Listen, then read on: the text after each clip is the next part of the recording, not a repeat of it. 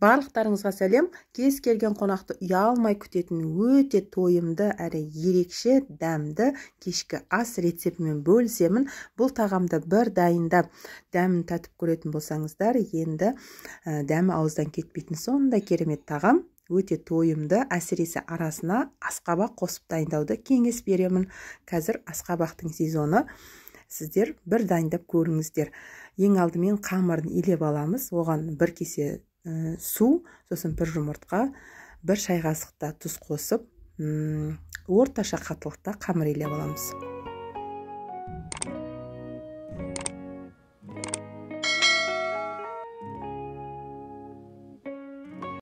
Қамырды илеп алып, демалтырып қоямыз да, енді көкөністер жақсылап жуып тазалап, етті барлығын майдалап, 4-1 етіп турап алатын боламыз.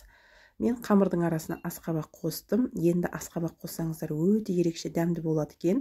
Кейбіреулер оның арасына сәбіз қосып дайындап жатады, ал кейбіреулер картошка.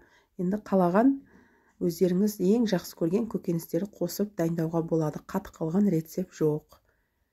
Салмасына да, подливына да еттің орнына тауық етімен де жасауға болады. Мінекей. Ет болмай қалған жағдайда да етсіз де жасай беруге болады. Қатып қалған рецепт жоқ, міндетті түрде бір жасап көріңіздер. Қазір асқабақтың сезоны, асқабақ қосып дайындап көруді кеңес беремін. Міне, барлық көкөністерді осылай 4-1 етіп, бірдей формада турап шығамыз. Ал енді соңында асқабақты мен осылай күштен өткізіп алдым. Мінекей дайын. Енді жаз кездерінде мен осындай қызыл болгарский, жасыл болгарскиларды мұздатқышқа салып қатырып алғанмын. Қараңыздар. Дайын майдалап турап қатырғанмын. Енді осыдан аздап қана алып, біздің тағамымыздың дәмі кіру үшін осылай қызыл болгарский қосып жүремін. Бұл міндетті емес, егер сіздерде бар болса қосыңыздар. Қазанға май құямыз. Майды қыздырып алған соң етті саламыз да, етті жақсылап бір қуырып аламыз, суы шығып, сосын су тартылуы қажет. Мінекей. Сосын пияз саламыз, сәбіз саламыз. Аздап қана тұз қосып, жақсылап араластырып, орташа отта сәбіз піскенге дейін пісіріп аламыз, қуырып.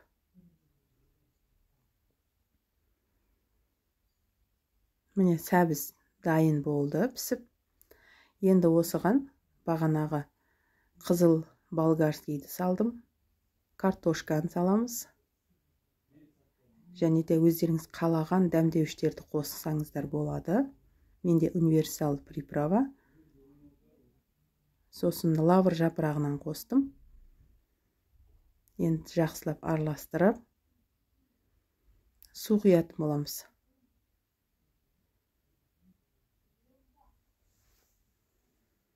Томат қосып аламыз су құюдан бұрын. Міне 2 ас қасықта томат қостым. Менде үй жағдайында жасалған домашний томат болғандықтан 2 ас қасық қостым. Өздеріңіз көз мөлшермен қараңыздар. Міне су құйды, қараңыздар. Суды осылай құйып алған соң бетін жауып, бұқтырып пісіруге қоямыз. Енді осы подлив дайын болғанға дейін біз қамырды барлығын жайып, мантоварка жайғастырып, оны да пісіруге қоямыз. Қараңыздар. Қамырды осылай жұп-жұқа етіп жайып алған соң, арасына жақсылап май жағып алыңыздар. Енді ораған кезде, міне орама сияқты май жағып, сосын асқабақтарды осылай жұқа етіп жайып шығыңыздар. Қатты қалың етіп жағудың, сосын қатты қалың етіп ораудың қажеті жоқ. Бұл орама емес. Сол үшін бір қамырды 2-ге бөліп, осылай ортасынан осылай жіңішке етіп дайындап аласыздар. Сол кезде, піскен кезде де алып, жеген кезге де ыңғайлы. Мантоварка листтерін майлап, жақсылап, осы оралған 2 қамырды жіңішке болғандықтан менің мантоварка листім үлкен, екеуіні бір листке осылай орналастырып, жайғастырып шықтым. Осылайша 40-45 минут пісіріп аламыз. Қараңыздар. Мінекей, осылай пісіп шықты. 45 минуттың ішінде арасына деген шекер қосқан сияқты тәп-тәтті асқабақтарыңыз егер тәтті болса, өте дәмді болып шығады екен. Мінекей подливіміз да дайын болды. Осылайша үлкендеу ыдысқа осылай шеттеріне қамырды қойып теріп аламыз да ортасына подливтен құйып, сосын қамырдың үстіне де подливтің суымен осылай айналдырып құйып шығыңыздар. Бізге өте қатты ұнады осы тағам. Сіздер де бір жасап көріңіздер. Әрі тойымды, әрі дәмді. Кез келген қонақтарды ұялмай күтетін тағамдардың бірі. Ас болсын. Егер рецепт ұнаған болса, достарыңызбен бөлісе отырыңыздар.